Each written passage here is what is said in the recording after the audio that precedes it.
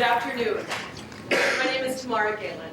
I am a speaker, an author, the program director of a well-established co-occurring program for adolescents, a grad school professor, a wife, and a mom.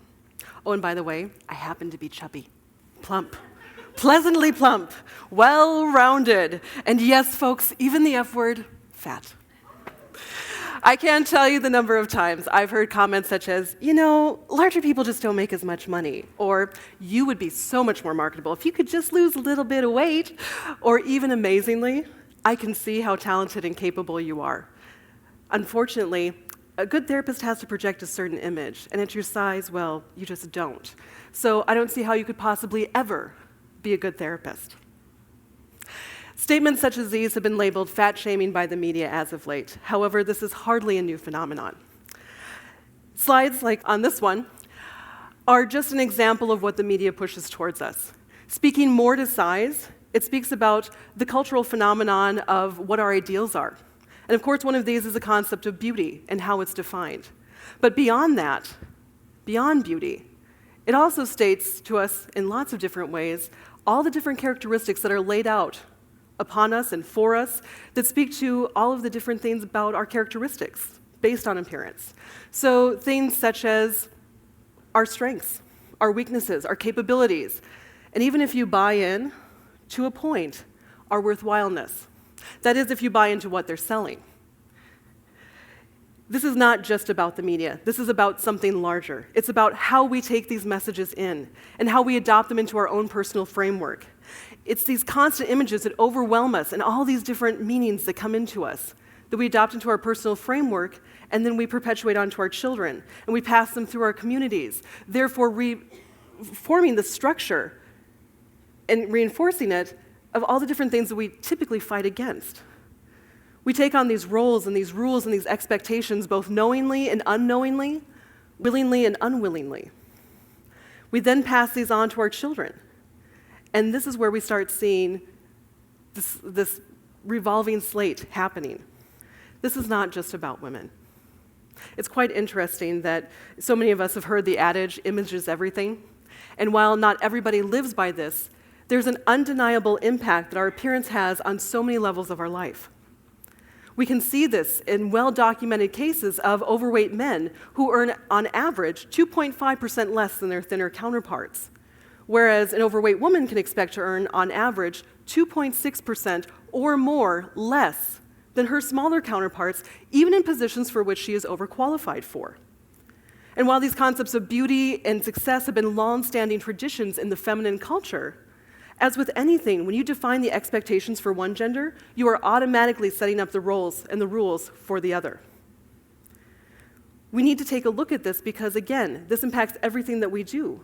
And looking at, again, not just based on gender, but for men, we're starting to see them struggle just as women have for years with all trying to juggle these roles and rules and the expectations that in the feminine culture have been happening long term.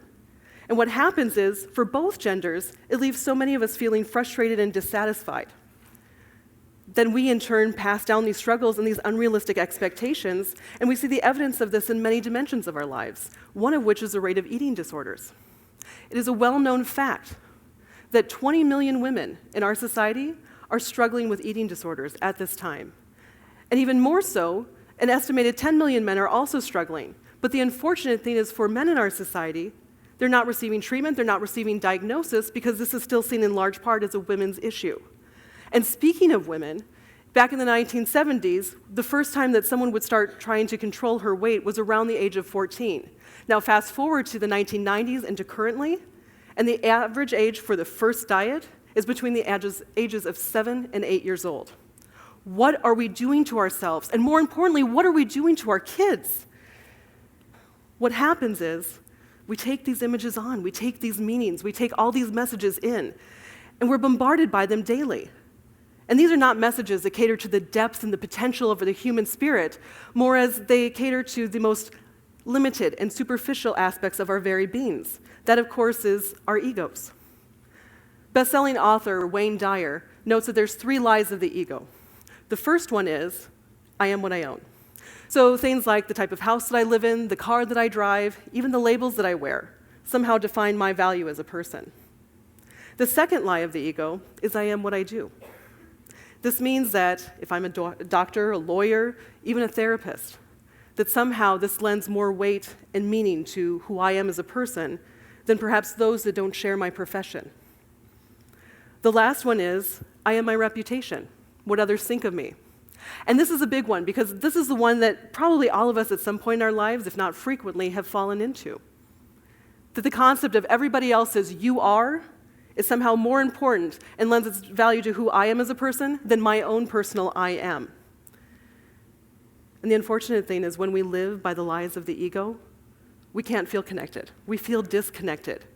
We are not connected to everybody else the way that we need to be. Rather, we're in competition with everybody else. And not only are we in competition with everybody else, we're in competition with ourselves, rather than compassion, which is what we all desperately need.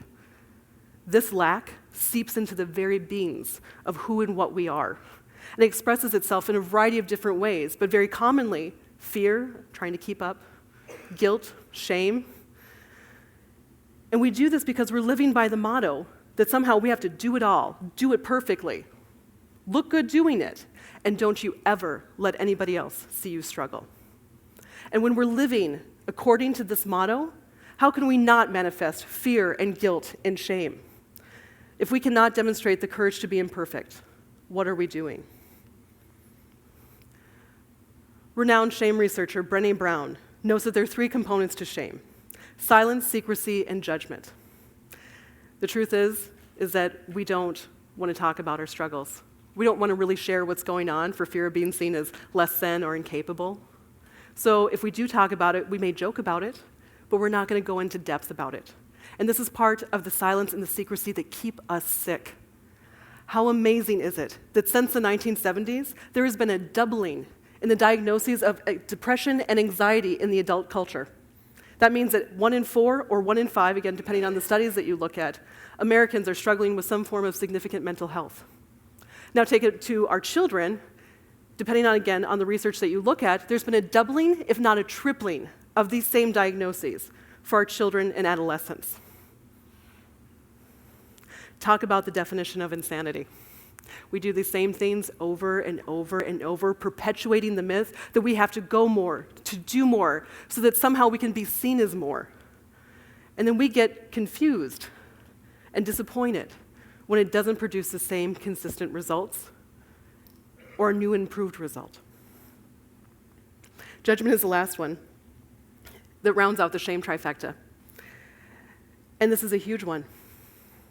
I cannot tell you the number of times that I've worked with people, both personally and professionally, who talk about that they are doing jobs that they hate. They're working their tails off. They're living well beyond their means, all to impress people that they don't know and that they don't like. Definition of insanity, right? But the good thing about judgment, and yes, there's a good thing about judgment, is that as we all do it, we all have a role to play in its reversal. This lends itself to the fact that we can actively create change. Rather than living according to the lies of the ego, the way to do that is to promote the truth. But at this point, we need to quit talking about it and we need to actively do something about it. Truth is not just a noun, it is a verb, and it's time to take action. When we actively work to create these change and promote and live in truthful ways, here's the great part about it. We change the framework. We change the culture. Little by little, it starts with every single one of us as an individual. So for this point, for this purpose, for everything that we've just got done talking about, I've created 7 truths to live large at any size and to create a path for change. Truth number 1, you have to make the decision. More important than making the decision is you actually have to commit to the decision. Seth Godin put it best when he talked about that fitting in is a short-term result that produces no long-term change, whereas standing out takes courage, takes guts, and produces results. We do not celebrate the people who stick to the safe zones. We celebrate those that have the courage to be imperfect, who put themselves out there, who speak and live by their truths. Persons like comedian Christopher Titus, who created a number of comedy specials, all based around the dysfunction in his family. Not only that, through the powerful tool of humor, he brought difficult topics out into the mainstream, things like alcoholism, mental illness, and even suicide. And through the course of his different programs, we get to see him come to a point of acceptance and even appreciation for everything that he went through. He is just one example of how many brave souls are out there that when they get to a point of love for themselves and of acceptance, they take so many roadblocks out of their own way. And when you can do that, you truly become an unstoppable force.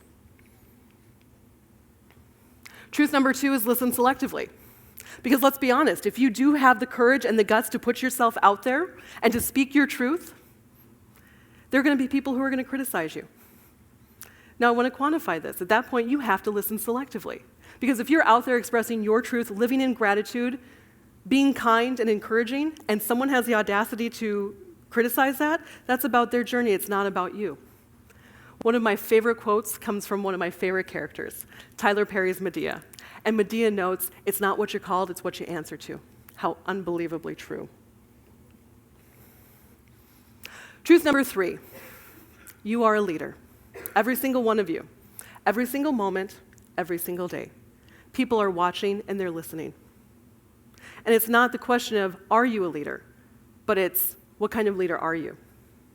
Are you a leader worth following? How are you inspiring others? What are you setting up as your legacy? What are you handing down to the next generation? These are the things that we need to be thinking about. Truth number 4, stop comparing. Quit comparing. Comparison is an assault on the soul. We were not born into this world hating ourselves and hating other people and cutting them down. These are learned traits. We need to stop. At the end of the day, it's not about somebody else's journey, it's about our own. If you can go home at the end of the day and face the person in the mirror, look them in the eye and be okay with them and be content with the work that you're doing and the way that you've lived, that is the way to do it. That is the way for change. Truth number 5 is to celebrate our differences. There is a beauty and a uniqueness that comes with every single one of us that needs to be highlighted and celebrated. We need more campaigns, like Dove's campaign for beauty, to get this message mainstream and to get people talking and highlighting the uniqueness that comes with us in positive ways and celebrating that, rather than highlighting it and critiquing it and judging it. This is vital. Truth number 6 is there's only so much time. Steve Jobs talked about the concept that he would try and live every day as if it were his last, because eventually, well, he'd be right. And if after so long he found himself being frustrated, he would actively work to create change. The point is that every single one of us only has so much time. And you can waste this precious time berating yourself and others, or you can spend it being in gratitude and in awe of everything that you are and everything that's around you. Ask yourself daily, are you living and thinking and acting in ways that make you feel like this is time well spent? The final truth is inspiration, not obligation.